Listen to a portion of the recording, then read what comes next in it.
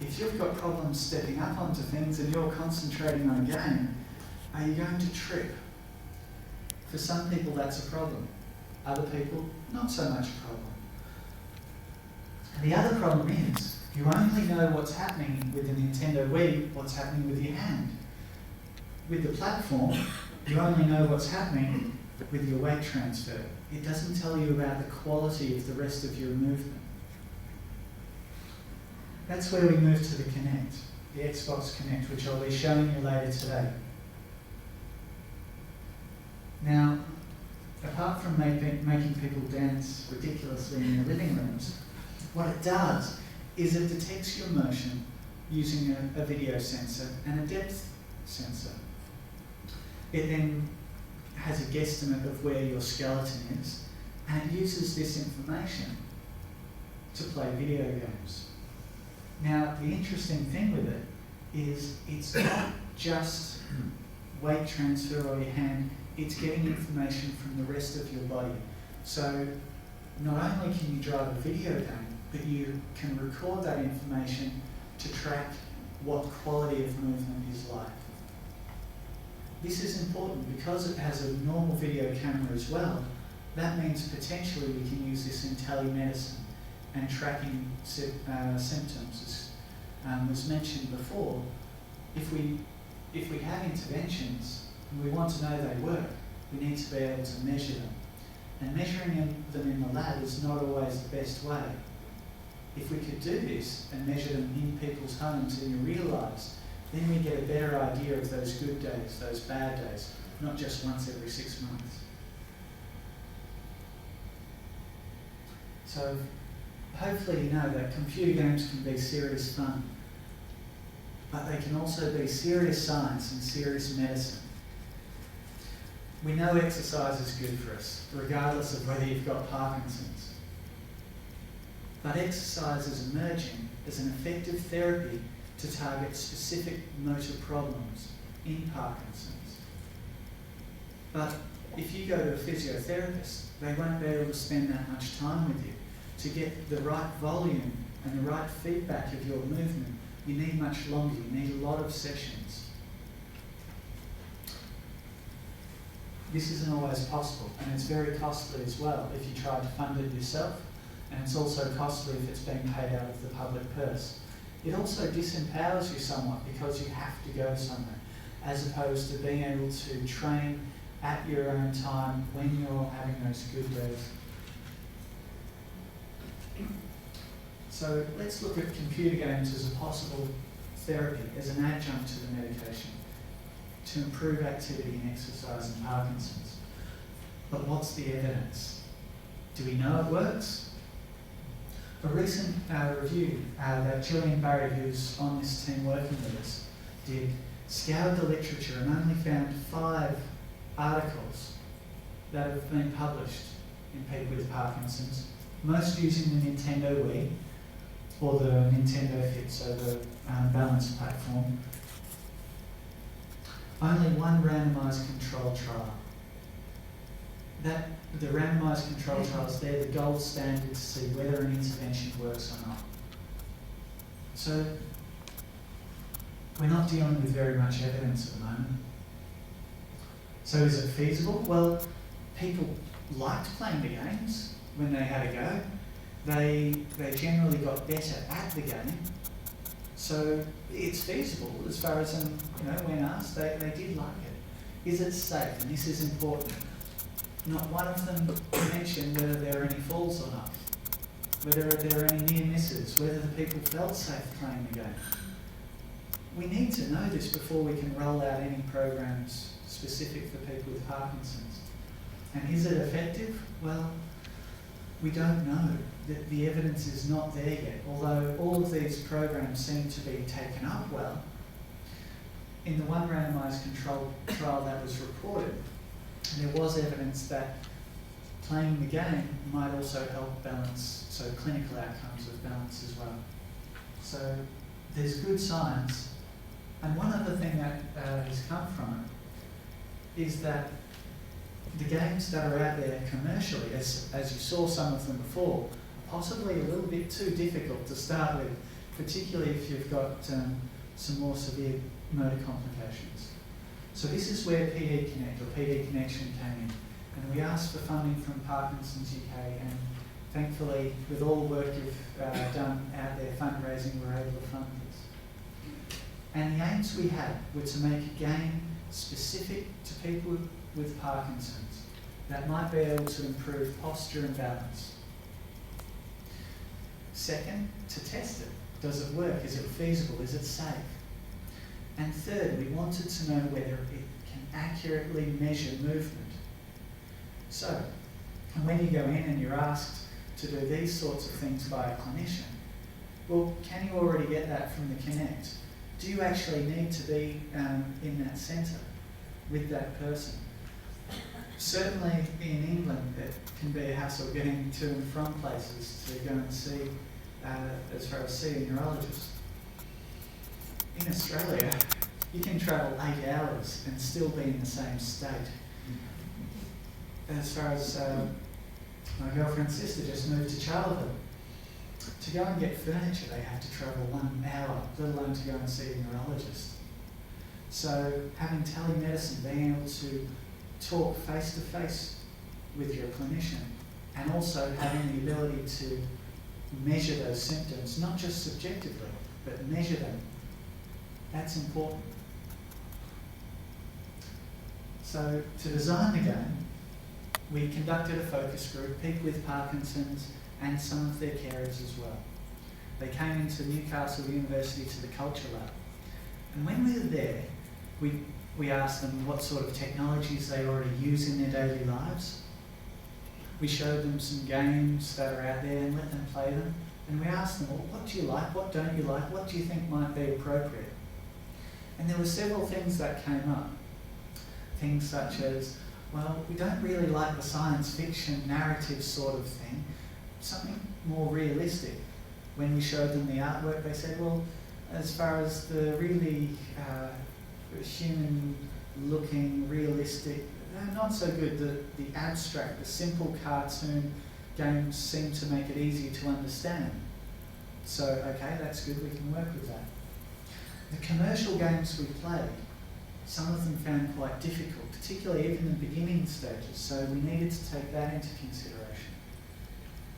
There are also some other things that came up, such as when one of them was having a go at the platform. You saw a game before, people had to step up and down. Even on the simplest settings, he wasn't able to keep up and he felt rushed. If you don't like the experience, you're not going to keep doing it. So it needs to be applicable to people with Parkinson's. So this is some early sketches that Guy Schofield, the artist working on this, did. Now, Guy Schofield and Dan Jackson were involved with the making of the game. They're the computer brains behind this. Madeline Bellum, Mary Webster and Roisin McKenney, I hope I've got her name right because this has been recorded, were involved with setting up the focus group. Amazing people to work with. Now, we also worked with physiotherapists on this to make sure that the training involved was accurate. And this is the screenshot of the final product. And even though it's a game, it actually involves a lot behind it. What did we need people to do to train their balance and their function? Well, we wanted them reaching outside. We wanted them stepping, and not just small steps, practicing big steps. External cueing, we know that works for Parkinson's, but it needs to be practiced. So we built that in, and multi-directional stepping as well. But it's not just good exercising and training things in isolation. The real world's much more difficult than that. So can you do it when you have to think and be distracted? So we made this more challenging cognitively. So sometimes you had to reach out, and the premise of the game, by the way, is you're a farmer, scrumping I think is the term, a new term I learned, and you have to reach out and pick fruit. Now, depending what colour the fruit is, you might have to reach out with your left hand or your right hand. And you also have to avoid things, and you steer the tractor by stepping. So, such as the sheep, you have to move up and down to avoid different obstacles as well. Now you can adjust the speed of the tractor, so either manually, or we have this so if you don't perform well, it slows down automatically. So it will tailor its speed to your abilities. And if you do get the fruit, it gets quicker and quicker, so it makes it more challenging. You can see yourself, so as the Xbox tracks you, well, it shows you an avatar. You have that real-time feedback of how you're going. I think I've covered it all there. Oh, and there's different levels of difficulty as well. So you can start on quite simple and it gets very hard at the end. Not just for Parkinsons, but also researchers. So here's some footage of the gameplay. So this is a very, very simple level, just reaching out, and as you can see, reaching past the base of support, having to think which hand, and I think at one stage I get smashed in the face by one of the pieces of fruit. I wasn't quick enough. And here's the stepping. This is driving. So people got to learn how to drive all over again. So trying to avoid these obstacles that are coming up. And this actually took me a few times to get right, by the way, so it's not that easy. And then you had to combine it all together. The stepping and the reaching.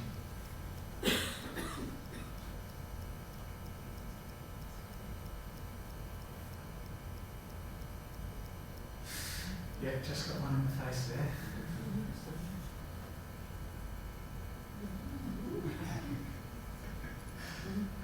I think we made that one a bit too difficult. So is it feasible? Well, instead of just trying it on ourselves, we asked 9 people with Parkinson's, of varying severity of their disease, but all ambulating within the community unaided. Just wanted to be safe rather than sorry first while we tried it. Tested it at the peak dose of their anti-Parkinson's medication. We had them come into the lab, so just one session to try it out the different levels and get feedback. So we had a structured interview. We asked them what parts you liked, didn't you like, what parts do you think we might need to change in the future, would you consider using this? All but one person enjoyed the game. And those people who enjoyed it said they'd absolutely buy it, particularly if they knew it would help them improve their balance and their posture. Using a validated questionnaire about whether people were engrossed, whether they liked it, people were engrossed in the gameplay. They were sucked in by it. They wanted to keep playing. They were motivated. And importantly, we talked about the volume of practice that you don't get in just a single session. Well, in this one session, people practice those big steps 120 times on average. And this reaching outside of their base of support 300 times. So we're getting that volume, the volume that's required for motor learning. Some of the drawbacks. They said, yes, we buy the game. How much? Particularly if you need the system along with it. Is there going to be help to set this up? It's new technology for some people. It's no point buying something and having it sit there and not being able to use it because you either can't or you're scared to use it. There needs to be that backup. It was cognitively demanding, much more than we thought it would be. And that's not just for, like I said, the people with Parkinson's playing it. It really requires thought when you're playing it, as far as which hand, making sure that you're going up and down. Is that a bird coming towards me or is it a wasp? What do I need to do? Now, a lot of this comes with trying to get everyone to have a go at all of the levels, instead of if you were playing this, you'd progress much slower, get much more practice. But it's something where we're definitely thinking about. We want to make it more physical rather than cognitively demanding. It needs to be fit for purpose. Another thing that came up, which we didn't expect, was problems with depth perception. So whereas I might see a piece of fruit coming towards me and reach up my hand, there are some people who reach and waiting, and that timing aspect. So using this paradigm actually has started us thinking, maybe we need to look a little bit more about visual perception as well in Parkinson's, and we've already done some studies on that previously. Was it safe? No one fell. This is good. There were no near misses, and a physiotherapist was always with them. When we asked people, they said, yeah, I felt safe playing it. But saying that, when Lynn Rochester came down and watched people playing it, and Dadarai Mirapiri, the physiotherapist who was always there, it could be that we're just all paranoid, but we're concerned sometimes with different stepping. In the lab, it's fine. We've got a nice hard floor, but what about if you've got a mat or carpet? Is it a possible trip risk? We don't know how safe it is in home environments as well. This is another thing that we need to know. Was it accurate? Well, I got to play with more toys for this one. So we had 10 young adults as well as the 9 people with Parkinson's I described before. And what we did, we used the gold standard Vicon 3-dimensional motion analysis system. We put markers, reflective markers, just reflective tape onto people and tracked how they moved. You may have seen this in the making of certain animated films, such as Lord of the Rings and Avatar. Same system. It's accurate to about 1 millimetre, usually. For this, we were looking at large movements, so we had to go with 2 millimetres, but I think that's accurate enough. Now, the Kinect system works on a different way. So this is using the depth perception as well as the video, and you can see that it's having a guesstimate of where my hand was, where my head was, and we had people do different functional tasks, such as reaching, stepping in different directions, leaning one way or the other, walking on the spot. We also took measurements of the UPDRS3, so a standard measure that's used to classify the severity of motor problems in Parkinson's, and we wanted to know whether we could quantify some of those. So, such as doing that, foot tapping, posture, so just standing there. And what we found was, I'll just give you 3 examples. When somebody was asked to sit to stand, so arms crossed, and with a chair, just tracking where the head was. Up and down 5 times at your own pace. What you can see is the Kinect as the head moved up and down, so the Kinect said you did. Now by contrast, you can't even see that. That would be in grey, because the Kinect matches perfectly with it, both in terms of the timing and the spatial characteristics. For something a little harder, such as tapping your foot, if you're measuring where the knee was, so the height of the knee, you still pick up the shape. The timing is good, but for the Kinect, it's slightly smaller. Saying that, it scales well, so this is still a good measure. This was really pushing the system to see whether we could actually pick up joint angles, so how bent the knee was when you were walking on the spot.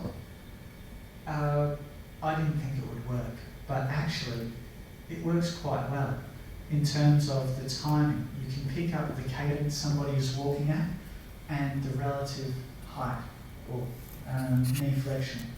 It's not perfect, but it's a pretty good estimate. So future work, where do we need to take this? Well, we need to see, is it effective? It may be fun to play, people may like playing it, it may be safe, but does it work? Can it actually improve people's balance and posture now? Can we use this to improve exercise? Just in general, because we know that's a good thing. Is it better to use this as a home-based or a group-based exercise? We don't know. We want different games to target different symptoms. So if you're not able to actually stand up and play these, but just want to work on your arm and your hand function, well, let's design games to do that. If you have problems with, as far as that speech therapist might be able to help with, as you'll see later, you can actually pick up different parts of the face and facial recognition. Well, let's use it for that. And let's try and use this sort of technology to empower people to exercise themselves and to be able to use this for telemedicine and better tracking of symptoms, whether that be as informing yourself or informing researchers and clinicians about whether the interventions we're trying are effective. So this is the team, and I must admit, it's growing already. We've already got too many people. We needed a new photo. That's good. And here are the funding sources as well. We work with an amazing team up in Newcastle, and I really do like working with them. And the people that we work with in terms of the volunteers who come are just lovely. So those who volunteer for research, thank you very much. And thank you very much also to listening to me speak and giving feedback on the project that we got funding for. Thank you very much.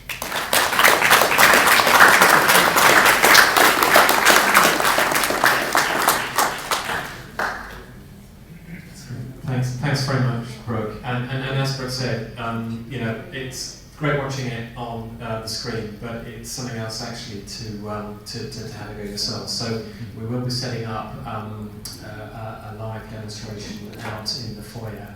But I guess it's lunchtime now, so if you want to make your way out and hopefully